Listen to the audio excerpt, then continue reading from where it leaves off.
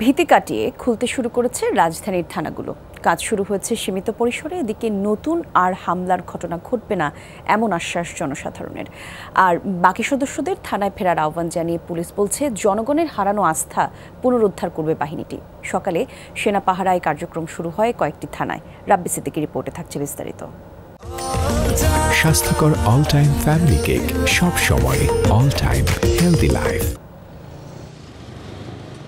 মাত্র একদিন আগেও পুলিশ স্টেশনগুলোর মূল ফটকে ছিল তালা, বন্ধ ছিল সেবা কার্যক্রম। তবে একদিনের ব্যবধানে পুলিশ সদস্যরা ফিরতে শুরু করেছেন থানায়।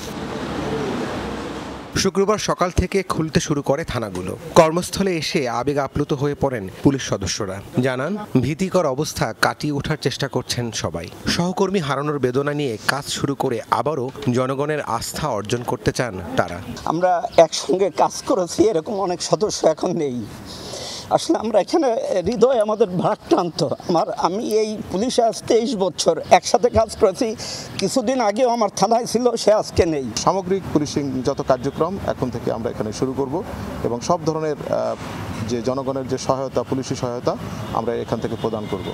পুলিশের সার্বিক কাজ স্বাভাবিক রাখতে সহযোগিতা করছেন সেনাবাহিনীর সদস্যরা। পুলিশকে নতুন করে রিফর্ম করে তাদের কার্যক্রম অল্প সময়ের মধ্যে শুরু করার জন্য তারা সকলেই আমাদের সাথে পুলিশ ভাইদেরকে সবাই সাহায্য সহযোগিতা করবে, এভাবে আমাদেরকে সবাই আশ্বস্ত করেছে।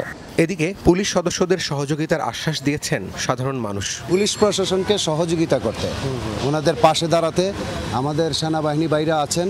পাশাপাশি আমরা সাধারণ জনতা, ব্যবসায়ী, আমরাও ওনাদেরকে সহযোগিতা করব। অবশ্যই ফিরে আসা উচিত। রাস্তার যে অবস্থা এবং রাতের যে শুনশান পরিস্থিতি, এই পরিস্থিতিতে সাধারণ মানুষ বসবাস করা খুব কঠিন হয়ে যাবে। তথ্য পেয়ে আমি থানায় আসলাম। এসে দেখলাম যে থানায় কাজ চলতেছে, তা আমি আমার সমস্যাটা বললাম, ওনারা আমার এটা সমাধানের ব্যবস্থা নিচ্ছেন। সময়ের সঙ্গে সঙ্গে পরিস্থিতি স্বাভাবিক হওয়ার প্রত্যাশা সবার। সেনা পাহারায় রাজধানীর থানাগুলোর কার্যক্রম শুরু হয়েছে, যদিও তা সীমিত পর্যায়ে। আইনশৃঙ্খলা পরিস্থিতির অবনতি ঘটায় এখন থেকে থানাগুলো যদি সক্রিয় না হয় তাহলে আরও অবনতির শঙ্কা করছেন নগরবাসী। রাব্বি সিদ্দিকী, যমুনা নিউজ, ঢাকা।